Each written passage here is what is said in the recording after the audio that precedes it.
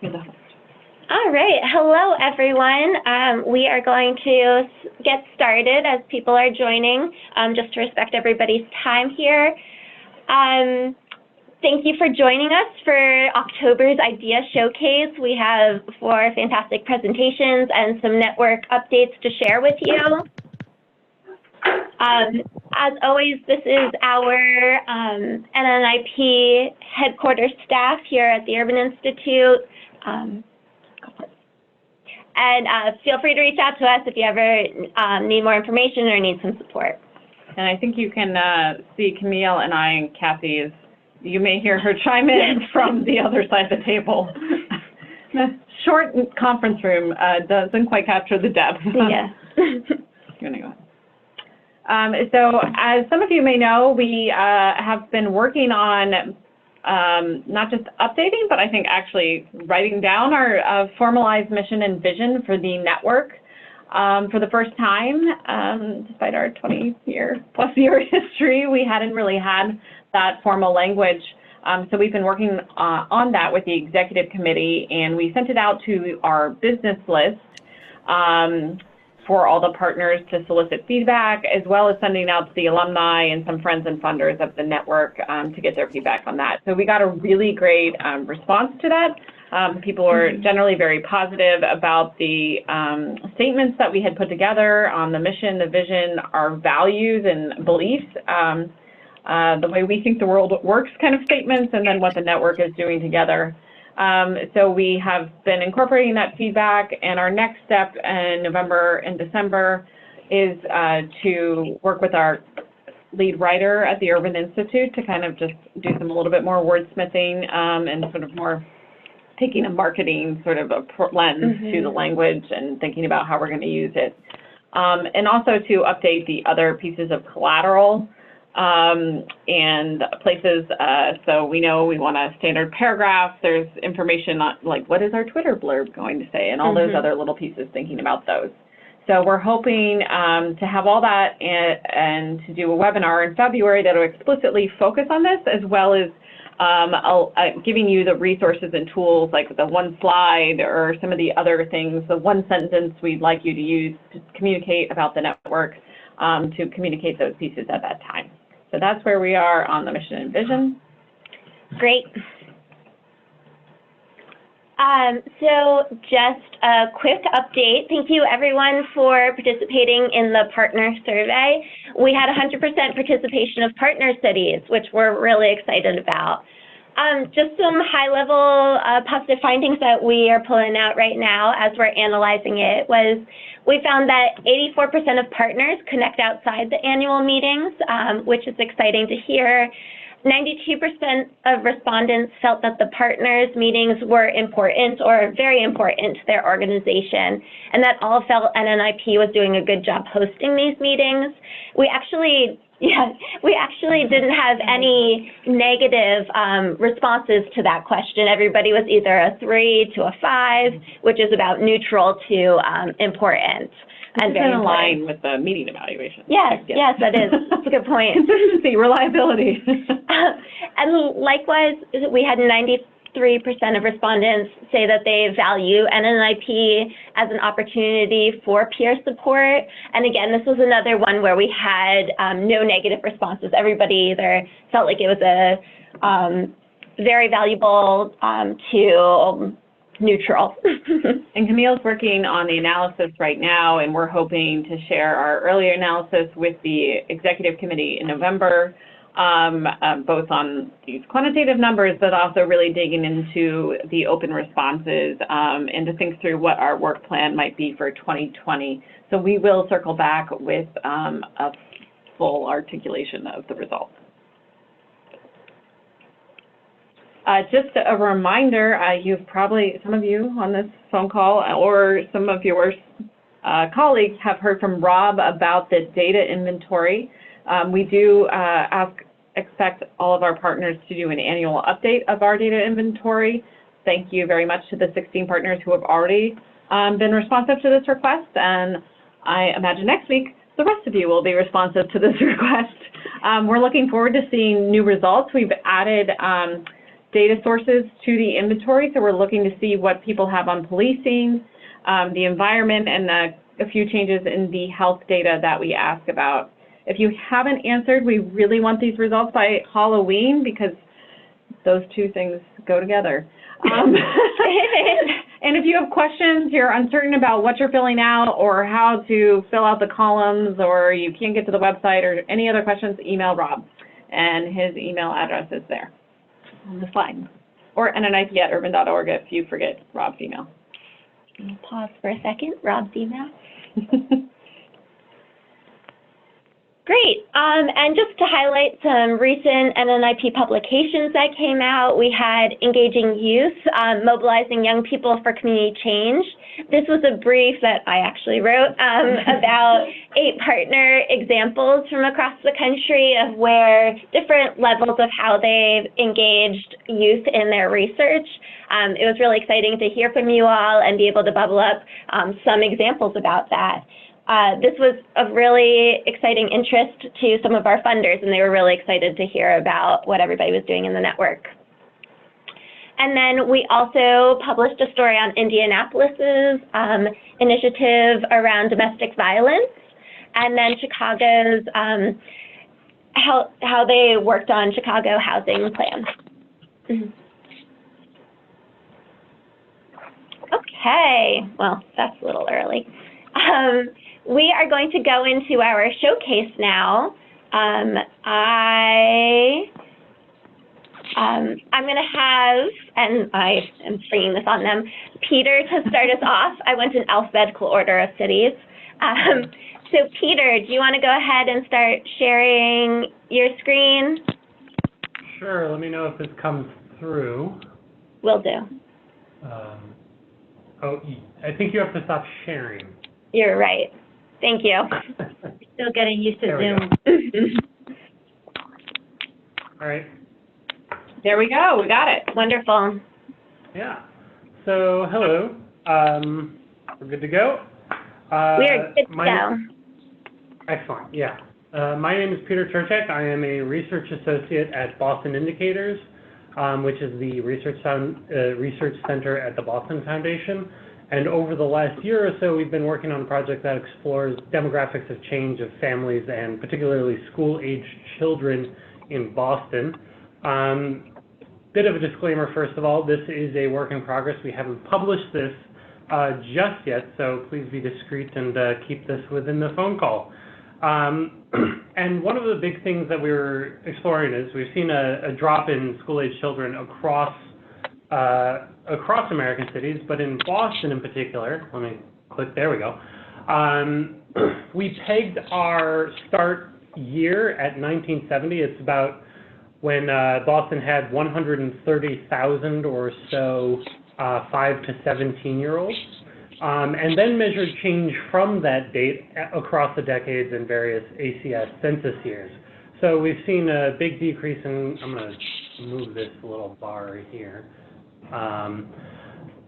We've seen big decreases in 5 to 17-year-olds across these time periods. Right now, we're about 45.5% or so below 1970's high of 5 to 17-year-olds. Meanwhile, every other population group in Boston has grown significantly, 20% above where we were in 1970. And it's ultimately these populations that are pulling Boston, the city's population, about 7% higher than it was in 1970. Right now, we're, as of 2017, 1 year, we were at basically 683,000 total population and around 72,000 5 to 17-year-olds. Now, we were interested in exploring why Boston has lost quite a few youth. And one interesting thing that sprang out to us was the difference in size between the under 5 white children population in Boston and the 5 to 9 white children population in Boston. Clearly, right at that transition, we see Boston loses a significant number of white families. They go to the suburbs, they go elsewhere, but they don't stay in here. They don't stay in the city. We see, by contrast, Latino and Black youth and Asian youth all of these populations are relatively the same size. And we think that, and we've checked this over time, and have seen these patterns play out over and over again. So we think there's something there. And in particular, we broke these out by income as well. And when you take that look, what you see is that our lower income populations of white, Latino, and Black youth tend to remain relatively stable over time. However, when you start looking at middle income populations and high income populations, particularly high income white populations, white youth populations, you're seeing big drops from under 5 to 5 to 9. And that's something extraordinary and ultimately changes the fabric of the city to a certain extent. And while our broader report will get into a lot more of the details of why this might be happening and some other things, I just wanted to pull out one more section from later in the paper that explores the kind of impact this has on Boston's public school systems. And what we see is that for school year 1980, that's right in the midst of integration in the school districts, we see 2% of Black students, 1% of Latino, 1% of Asian, and 2% all students of color attend schools that are 90% students of color. But once we get into 2000 and 2019, we see that number skyrocket. 56% of Black students, 50% of Latino students, 36% of Asian students, and 52% of all students of color all attend schools that are 90% or more, and that goes up to 77, 64, 32, and 66 in 2019. Stay tuned for the larger report, which kind of gets into way more detail about how changing demographics and families play out in the school districts in Boston and across the city itself. But that's all I got for now.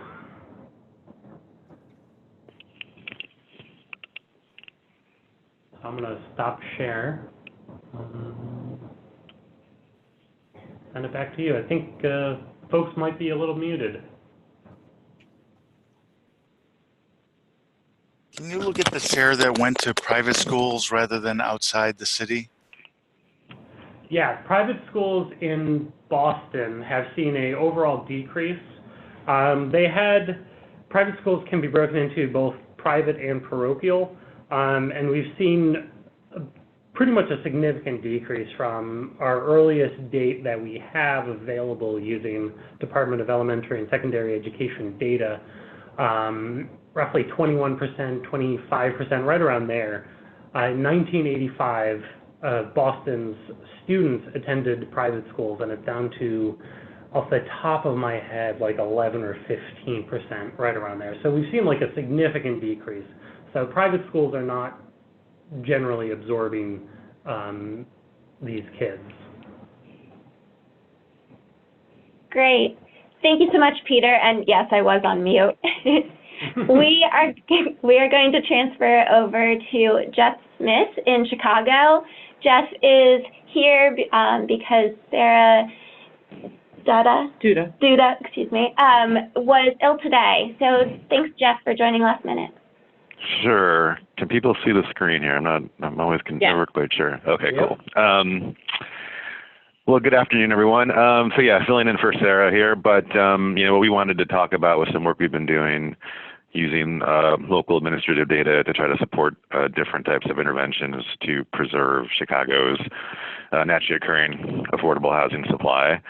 Let's see if I can advance this now. So, I think one thing that we've seen locally is that the affordability gap, or the mismatch between low-income renters and the supply of rental units that are affordable to lower-income renters. One of the things that's been driving the growth of that gap is less the growth of low-income renter populations and more the rapid loss of the supply of units that would be affordable to those households. So this slide just shows that since 2012, we've seen a decline of about 9% of renter households demanding affordable rental housing, and over the same period, we've seen a decline of 15% in terms of the supply of units that would be affordable to those households. So we're losing actually low-income renters for various reasons, but the supply of affordable units is actually dropping faster. When we look at sort of what's happening on the broader rental housing supply, what we're seeing is that if you break out rental units and single unit properties, 2 to 4 unit properties, 5 to 49 unit properties and 50 plus unit buildings, what we're seeing is that the supply of rental units has grown actually in single family 5 to 49 and 50 plus unit properties, but has actually declined by 11% in those 2 to 4 unit stock.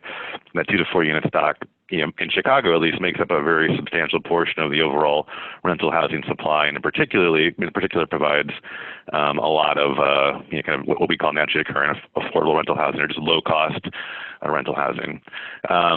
So one of the ways that we've tried to think about strategies is using this map, which I think we've presented in various times at different NNIP meetings on this sort of market lens that we've developed to think about the city and some of the different types of affordability challenges in higher cost, lower cost, more moderate and moderate cost neighborhoods.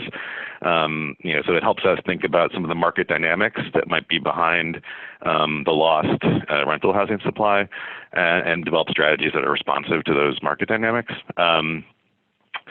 So just looking at the 2 flat stock, and when I say 2 flat, I'm kind of generally referring to 2 to 4, 2 to 6 unit properties. Depending on the data set, it's one or the other. So we just kind of generally refer to them as 2 flats. But looking at the lost 2 flat stock between 2013 and 2018, we've seen that citywide, we've lost 3% of the parcels, 2 to 6 unit parcels, but the loss has actually been greatest in higher cost markets, where we've lost a little bit over 5% of the total supply of 2 to 6 unit parcels. Second, the loss has been second greatest in those lower cost areas. We're going to get into what's behind that later in the presentation. Oh, great. This is not good timing for crashing my Acrobat here. Hold on. Would you like me to pull it up on my side? Yeah, if you could, actually, that would be great. Sure. Click stop sharing. Let's see, my computer's. Oh, is it? Oh, here we go. Stop sharing. There we go. Well, okay. Great. And I can let the presentation. Share. Yeah. Yes. And share Chicago. Great. Yeah, so if you go to the next slide, then go to the next slide there. So what we're seeing is, this is a slide essentially that looks at properties that were, 2 to 6 unit parcels in 2013, and it looks at sort of what the outcome was between 2013 and 2018. So for parcels that started as 2 to 6 units in 2013 and remained so in 2018, we can see that, the distribution across low cost, moderate cost, or higher cost areas is about equal. So 30% of, is distributed relatively evenly across lower cost, moderate cost, and higher cost neighborhoods. If you go to properties that started 2013 as 2 to 6, but ended that period in 2018 as a likely single family home, so it went from 2 to 6 to a single family property, 76% of those types of properties were in higher cost neighborhoods. And then if you go to the third grouping, it's, those that changed from 2 to 6 to vacant were largely concentrated in those lower cost neighborhoods, 62% of those. So that starts to give us a sense that in higher cost areas, what's happening on 2 to 6 unit supply is some type of, market dynamic that's converting those properties from 2 to 6 unit buildings to single family homes. And then in lower cost areas, it's a different type of market pressure where you're losing those likely through demolition or some type of non-residential land use. So if you could jump ahead to the next slide. So when we look at it by community area, we see that phenomenon is fairly concentrated in 5 different neighborhoods, largely on the north side of the city. Roughly 50% of conversion activity is in these five neighborhoods. These are all high income, fairly strong and long established high income housing markets. It's interesting that Peter's presentation preceded this one, because what we're seeing in a lot of these areas is demographic changes where you see a growth in high-income families. In these areas, high-income families don't want to live in apartments frequently. They want to live in single-family homes, and these areas don't have a lot of single-family homes, don't have a lot of vacant land, but these households want to stay in the city. So what we're seeing is that part of what's happening is that this conversion trend is being driven by either developers recognizing that shift in demand, or individual households buying 2 flats and converting them to single family home to take up more space essentially, or use up more space. But they want to stay in the city, and there's lots of implications for neighborhood affordability and density because of that. But that's sort of part of what's behind this trend. If you jump to the next slide. Just looking at the valuation, like the market dynamics again, or what might be behind this. This is looking at median sales price of single-family homes compared to 2 to 4 unit properties in North Center, which was the area that was at the top of that list that had the most conversion activity. And starting around 2004, you see that single-family homes.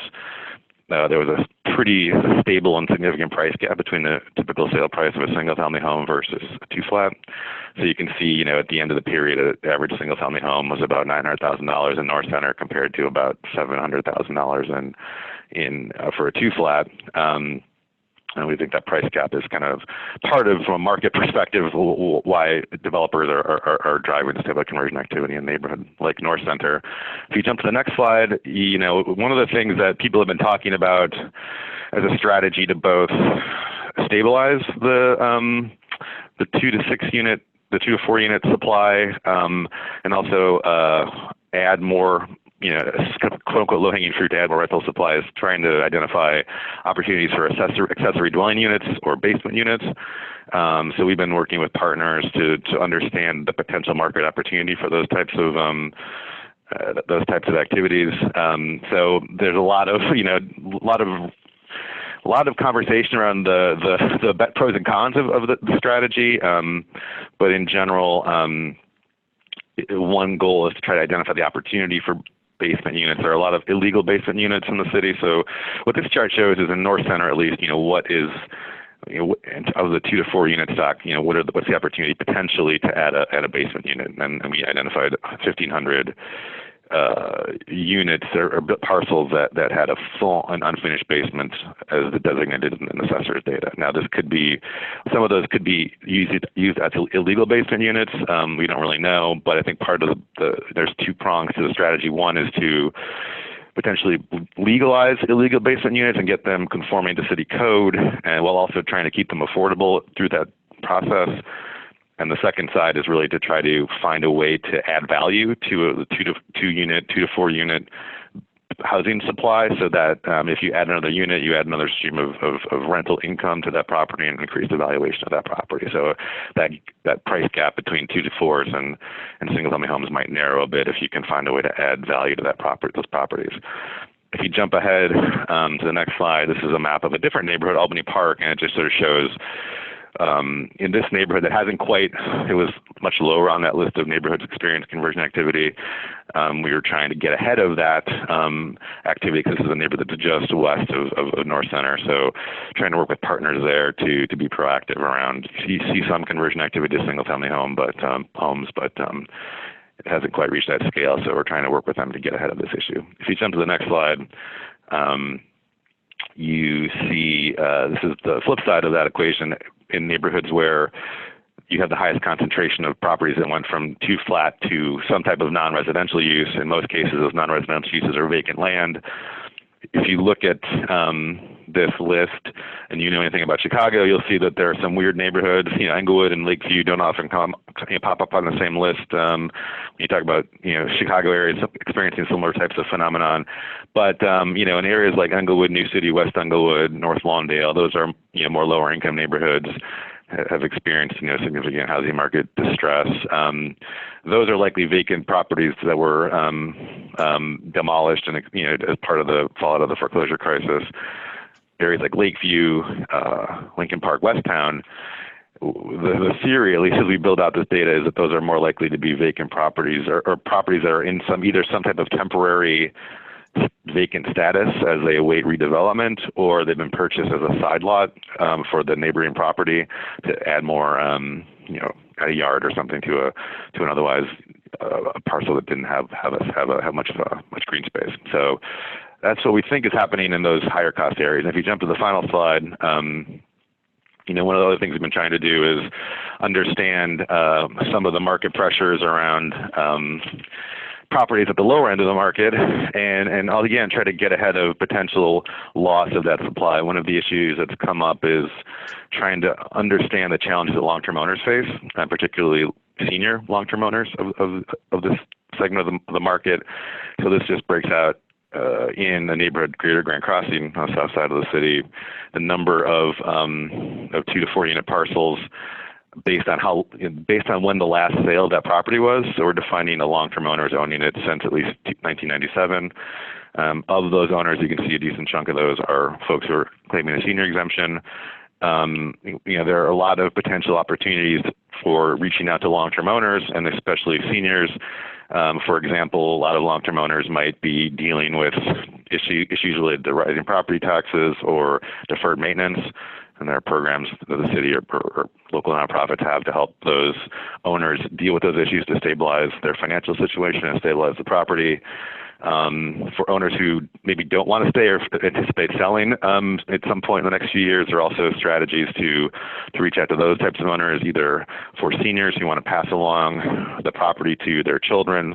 There might be succession planning strategies that can be, awareness can be raised for those types of strategies. Or if they just want to sell the property, there are mission-driven developers, investors, or entities like a land trust that can reach out to those building owners and potentially try to build a relationship and a pipeline to move those properties into another type of ownership entity that would keep them affordable and keep them in the housing supply. So that is it.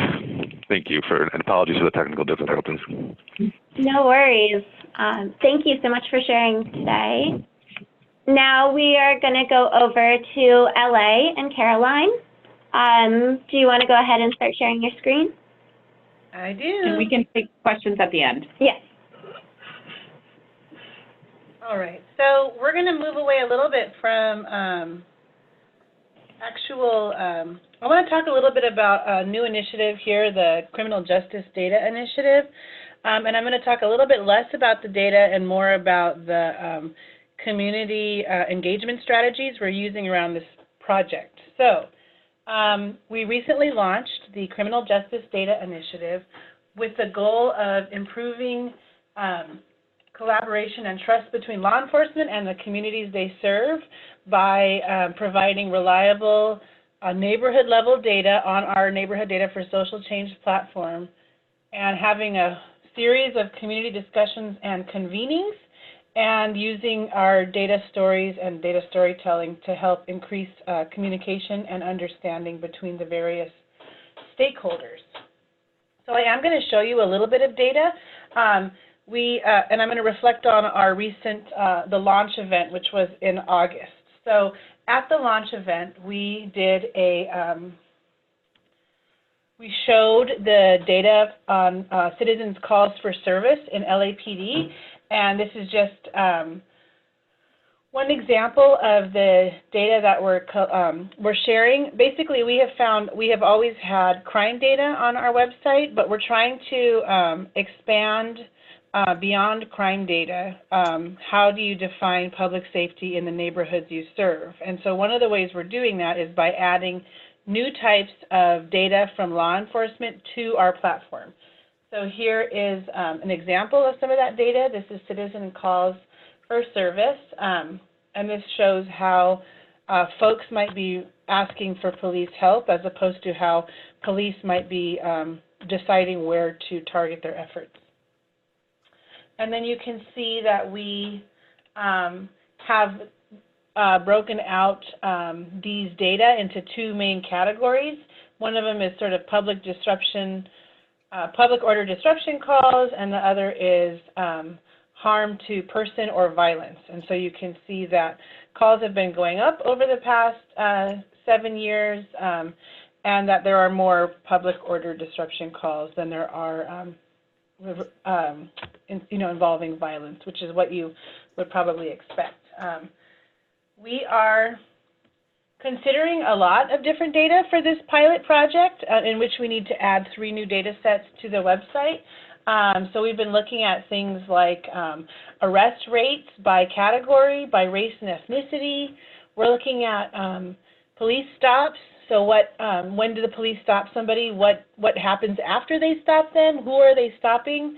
And then also we're working with LAUSD to figure out if we can capture some of the school data here around crime and stuff like that. But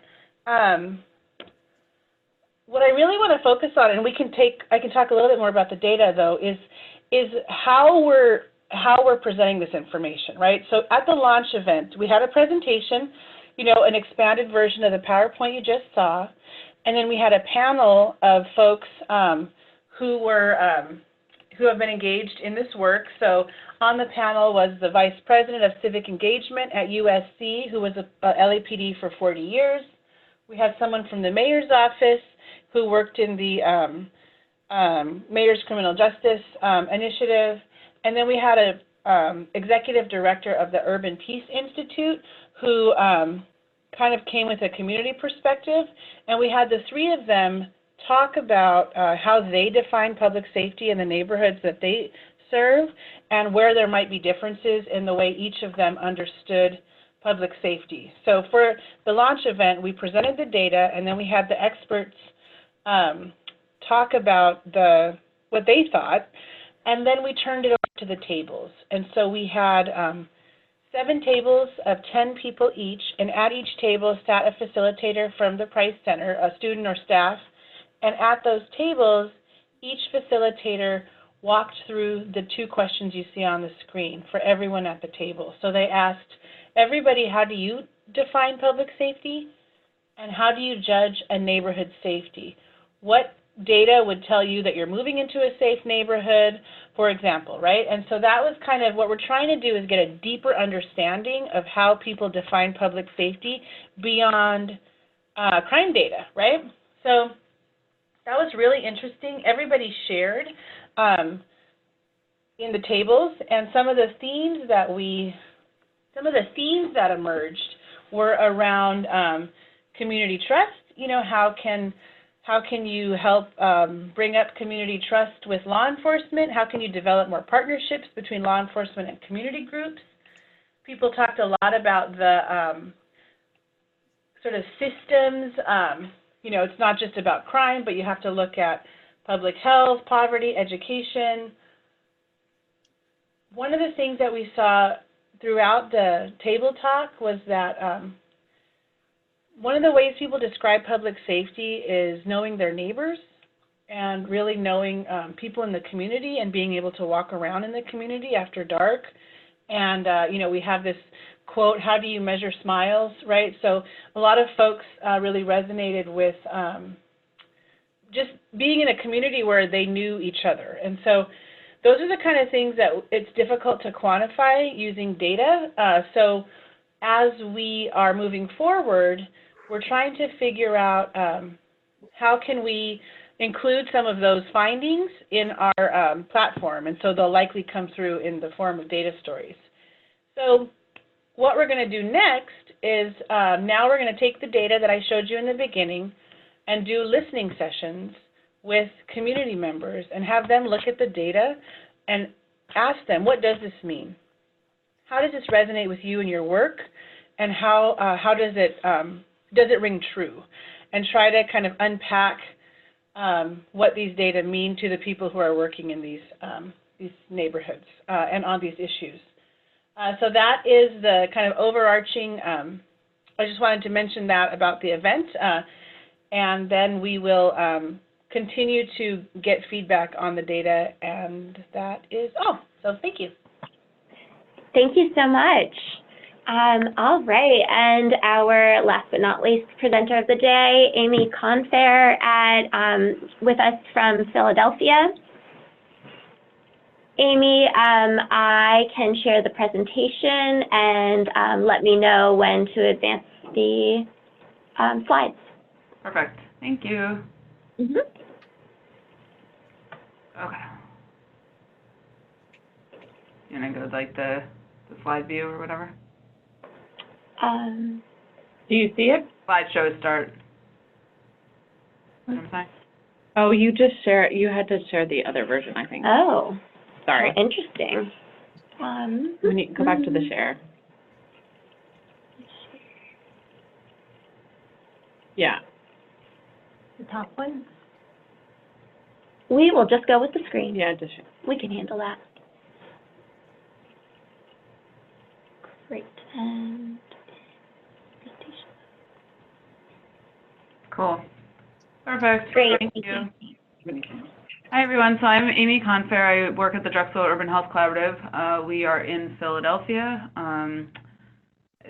Hopefully some of you have met us at different meetings. So I'm going to talk about our urban policy and program surveillance project. So this was a project that was started in March of 2017. So it's about 2.5 years old. And basically what we want to do is okay, next slide. Sorry, can use this. So we are trying to track what's going on at the urban level, and basically the impetus for the project, what happened with how it started was us realizing that cities play an important role in developing and implementing policies and programs that impact health equity, but few systems exist to track this and to track policies and programs and other things. And we also were really curious and interested in understanding the role and potential impact of local governments can have on health, especially in times when the federal government is less helpful or healthful. So yeah, it was basically right after the 2016 election that we were like, all right, so things are going to happen at the federal level. Like how do we know what's going on at the city level? Obviously, there's a lot of news around what cities are doing in spite of what's going on at the federal level. So that's what we started doing. So we're like, how do we know what's going on? So if you can go next slide. At first, when we figured out there wasn't really a system for doing what we were thinking, we wanted to figure out if we could create a system to monitor, document, and disseminate local policy actions that can impact population health and improve health equity. Our goals were, basically becoming more knowledgeable about what happens at the city level, because then if we can identify best practices, synthesize and disseminate that information to stakeholders that can use it to make change in communities, that would be our goal. So we want to identify best practices and what policies, programs, and budgetary initiatives we're working to promote health equity, and our goal is to synthesize the information into useful formats that stakeholders could use. All right, next slide. So in terms of scope, as we mentioned in 2017, this slide, the circle figure is basically to get at the fact that what we do in this policy surveillance project is broader than traditional policy surveillance. So as I mentioned, there wasn't a system doing what we wanted to do, but we fully acknowledge that there are policy surveillance systems out there. One is right in our same town, if anyone's heard of the Public Health Law Network at Temple University. They do a really great job, and they have very systematic ways of surveilling public health laws and policies and bills and legislation. We want to go broader than that. So our policy surveillance includes policy, but also programs and budgetary initiatives. We track things like strategic plans or conversations in city council when we can find them online. Just a lot more broad than an actual law passed. So, wait, hold on, go back. I had more to say. Sorry. And just to clarify why we chose, so the 4 cities we started with, again, this started kind of as a pilot to just see if we could do it. And so we started with looking at Philadelphia, New York, Washington, and Los Angeles. And the reason we chose those 4 is just that they're active policy centers. There's information available online. We wanted a regional spread and a size range. And then just to keep us, to kind of contain ourselves, we chose to look at 3 topics. So we were looking at housing, environment, and education. It's been really interesting, of course, to hear from the other NNIP partners about what's going on in these. And I know that one thing that's been on my mind is we're doing surveillance of these cities that have NNIP partners. So I think whenever we put things out, we're going to share them with you and make sure, kind of fact-truthing, making sure they sound right to you. So in terms of the topics, housing, we're looking at things like anything around affordable housing and gentrification, homelessness, environment, things around urban revitalization and land use and transportation, food environment, sustainability, and then in education, there's a lot about early childhood ed and college readiness and school safety and things like that. All right, now next slide. So the methods that we're using, basically what we do is we have a student generally runs the project, and then I help manage the student, and essentially what they're doing is they're going out and they're collecting all the news. They're keeping track of the news for us, and they're looking at the news for new policies and programs, and then they put them into a database, an Excel sheet, and then each month, because we're doing 4 cities, each month they go back and look for updates on those things, right? So if something was proposed, then they'll go back and Google that thing again, you know, a month, 2 months, 3 months later, and just see if it's like moved along, and they'll keep updates in the database. And our goal is to create these reports summarizing trends for external dissemination. Okay, so you can switch. So far we've documented over 300 policies and programs, and that's in those 3 topics in those 4 cities. We've completed a methods brief, which is just describing what we're doing, and then the 3 reports, a report on environmental findings, a report on housing, and a report on education. We're right now working on kind of formatting and putting those all together and making it a succinct thing. I'm thinking of it as like basically our initial reports, what we found in these first 2 years of doing this. And that's, like I said, what I'll definitely share with all of you. And then planned, you know, of course, we're always interested to hear advice from other NNIP partners about better ways to disseminate information like infographics and social media. I'm not going to get into like the specific results from the 300 policies here, but some of the lessons learned in doing this is we realized that cities, you know, we were confirmed that cities do have an impact on population health, and they are active and working on health equity issues. And a lot of that is missed if you only look at sort of the big P policy, the laws and bills and things. And we also have noticed after doing this a couple of years is that the surveillance becomes interesting as administrations change, so city administrations, so we can find something one year, and then when the students go back 6 months or a year later, all evidence of it is gone, or some things stay intact. So I think we're interested to look at, you know, what sorts of things stand the test of time and what don't. All right, next slide. So the next steps are we are expanding, and this is really, really exciting for us. So instead of our, you know, one student looking at 4 cities, we found new partners in the green cities, which I know 2 are also NNIP partners, so Chicago, St. Louis, Louisville, and Birmingham.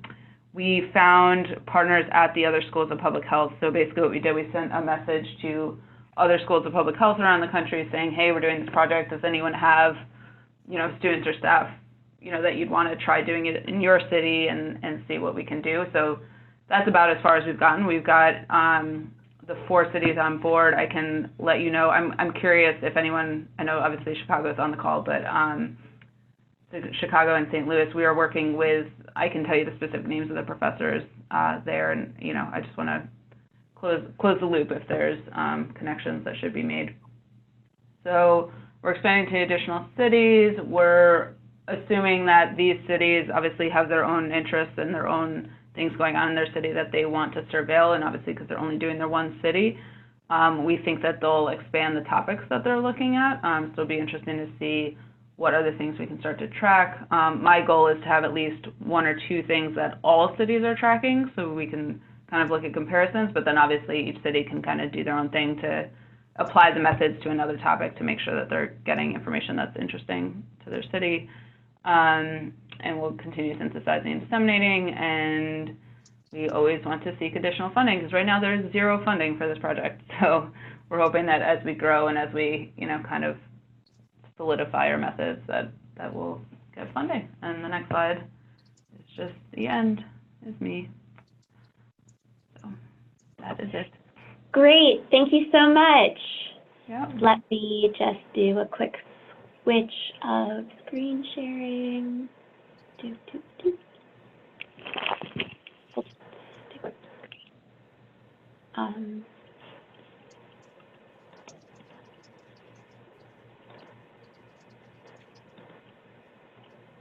All right. Thank you to our presenters today. We can move into some question and answer moments. If anybody has anything on the call, feel free to unmute yourself and speak up.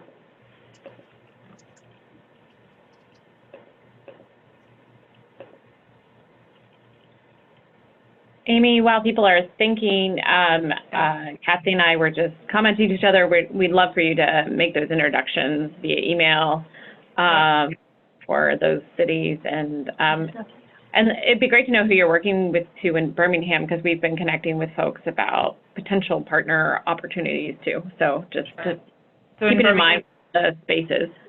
Yeah, it's the School of Public Health in Birmingham. It's Lisa McCormick is the professor's name, but I can follow up by email with everybody. Great. This is Kathy. I have a question for Caroline about just if you heard at those tables about concern about stigma about being labeled sort of high crime violent places, when there's been, the work that always has like some perceptions of safety where people feel safe, and then the crime rate that says people do not feel safe. So, I mean, that would imply that they don't feel safe. Did that come up at all, sort of that disconnect? There's two things funny. there. Yeah, there were two things. I think what people have really been talking about, we expected a lot of pushback and a lot of people to talk about law enforcement and the sort of negative impact of law enforcement on their community. It could be that we're not in the right rooms, but we haven't heard that. What we've heard more often than not, and we've done these listening sessions not just at this event, but also we've gone to the Promise Zone meetings here who focus on public safety. And the things that people are talking more about than law enforcement are things like lighting and parks and clean streets. So getting rid of trash and bulky items, and homelessness comes up quite a bit. So I'm still waiting for the kind of backlash, it hasn't happened, and, like I said, it's possible that we're not in the right places, but Urban Peace is a community safety. They're community focused, and they define public safety differently than law enforcement does. And so no, I haven't heard too much about the stigma. I have heard about, moving from a culture of incarceration, handcuffs don't solve all problems. Those are some of the quotes from the table talk. But mostly people have been talking about their own experience in their neighborhoods and things like lighting and parks. Yeah. Caroline, I was really excited to see how you all were pulling in the qualitative data from your community conversations. I was excited to hear more about how you all ran that. Yeah, that's going to be interesting, and I think that's one thing that Microsoft is really cares about, is what community stakeholders are saying around this stuff. So, and we care about it too. What's going to be interesting is how do we make it we don't have we're not doing a formal survey. So the data that we're putting on the web is still going to be, calls for service. But for us, each of our data sets has a explaining. We talk about what the data means in our about this data page. So we're going to use these conversations in those pages to explain what this data means. Great. Do we have any other calls on the phone? Questions? Questions, sorry. I also haven't had lunch. I have one for just Peter and Jeff, since the kids came up. We actually, when we were looking at neighborhood change in DC many years ago, a decade ago, I mean, we mapped the births by race and could see an exact upturn, months of where white births in high-cost areas started to turn the neighborhood. Line turned. So I don't know if you guys have done any work with the vital stats data. I think it's available is that how you made that conclusion, Jeff, or was that more just sort of observation from knowing the neighborhoods? Well, yeah, we've mapped out changes in children essentially between 2010 and 2017, and we've seen in North Center, Lakeview, Lincoln Park, and those sort of north side high income neighborhoods, we've seen a growth in children, whereas the city overall has seen a decline. So that was sort of counter to the citywide trend. We also seen growth in higher income households and also growth in larger households in those same communities. So kind of connecting the dots. We thought, kind of made sense that was one driver behind some of this, conversion activity in those neighborhoods. Yeah, and when we were looking at where children are appearing according to census data and things like that, we've also seen growth in high-income areas like Back Bay, which is kind of a very Tony area in Boston, and West Roxbury and some others. But the proportion of children in 5 to 17-year-olds in these neighborhoods is so small as a part of the city overall. Most of our kids grow up in Dorchester and Mattapan and areas like that, and we've seen significant decreases from these neighborhoods. I think it's, in DC, it's just changed, beyond the numbers, it's changed a lot of the politics around the schools, so. Oh, yeah. There's nothing but politics around Boston schools. Or any schools, probably. That's very true. All right. Well, I'm sure you all can follow up directly with our panelists today if you have any additional questions. Were there any other questions? I mean, we have a few minutes if somebody wanted to jump in. You would need to unmute yourself possibly, too. All right. Great. Well, and I think our next one is there. Do we have a next one scheduled? So just a couple of things is from the network, we'll have some publications coming out soon. One is about the diversity survey. You all might remember. It has taken us an embarrassingly long time to put this out, but we are hoping, we did this data collection last fall, and are hoping to just release a summary. We did share at the LA meeting overall results from that, so not entirely new information, but we have a formal publication that will be released soon. Mm-hmm. Then we are going to be releasing the stories from two Impact Award applicants, San Antonio and Milwaukee. San Antonio has been helping shepherd the United Way shift to more sort of results-based accountability and selecting their guiding star indicators. And Milwaukee is around the Imani neighborhood that we heard Katie talk about in the past, where there's a burn grant, and they're working both, just interesting, Caroline, with they found the similar things, that the level of trust with law enforcement was much higher than they had expected.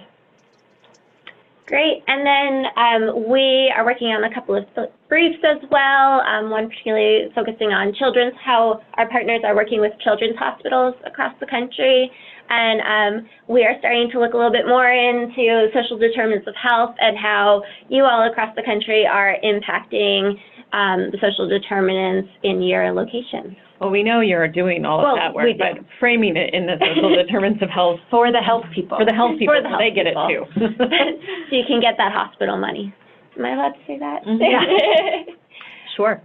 And I think we're always looking for new topics or ideas to put on the queue. So either a story you have written and you want us to publicize, or you would like us to help write, or different themes, or some new topic you're taking on that you want. It would be beneficial to have a scan on. To learn from, other partners in the network working in that area. So send us any of those ideas directly to us or to nnip@urban.org.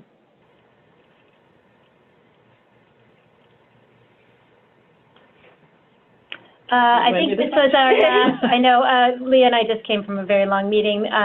We are working on some projects, some not sort of NNIP adjacent topics around for Robert Wood Johnson Foundation, where we have Updated the slide. we should have updated the slide, but my ecosystem page got cut. But it will be, we are hoping it will be helpful to you, but it is targeted towards philanthropy to make the case about investing in local data capacity, and then some really deep dive into what we think local data capacity is, about, I don't know, 15, 20 different things, rather than just summing it all up. So thank you to, I think Tommy's on and others have commented on that brief that we are trying to work out the door.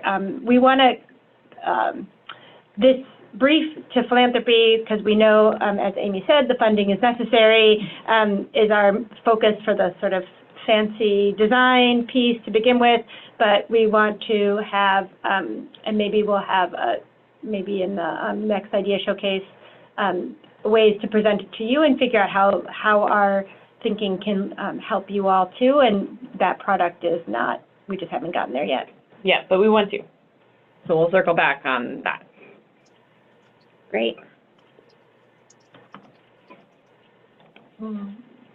Nope. Sorry.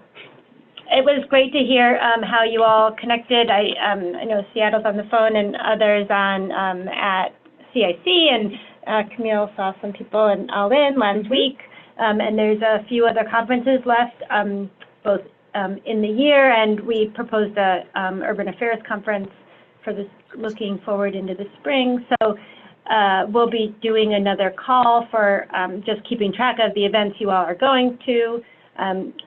Did you already say we are looking at hoping to do end of April in Washington, D.C. for the next meeting. So that's not, the ink is not signed on the contract yet, so, but you are the first to hear that.